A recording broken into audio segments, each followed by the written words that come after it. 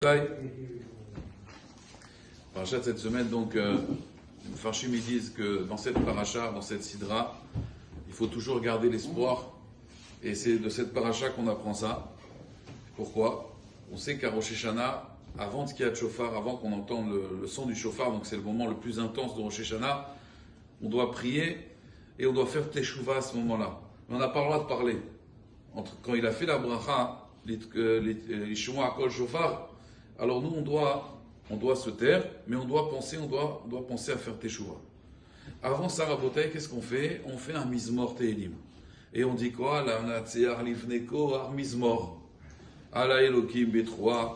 On parle du shofar et on parle des enfants de Korah. En vérité, on aurait pu amener plein de tehilim qui parlent du shofar. Pourquoi Dafka ce tehilim là qui parle des enfants de Korah?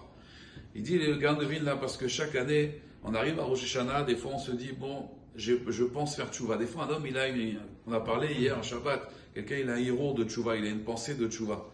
Et cette pensée de tchouva elle est importante aux yeux d'Hachem.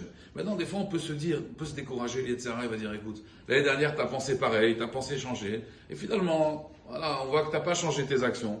Tu n'as pas vraiment changé concrètement. Donc arrête de faire tminik, arrête de penser à la tchouva. On voit de cette paracha que non.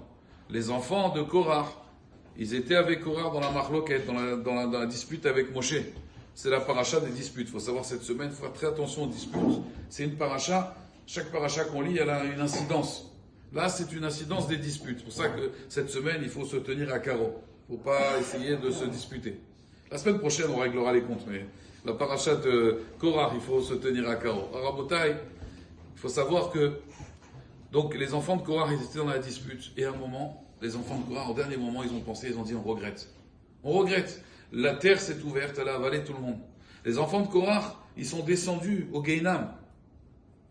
Au Gehinam, ils sont descendus. Mais, au dernier moment, ils ont eu cette pensée-là de regret, que je les a fait remonter. Et de là est sorti Shmuel Hanavi, Rabotai. Shmuel Hanavi descendu de Korah, des enfants de Korah.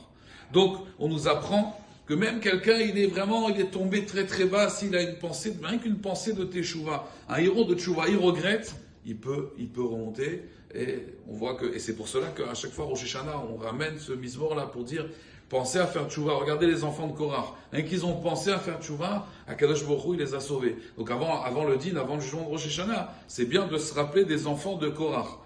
Des enfants de Korah, que cette pensée là, cette marshava qu'on peut avoir.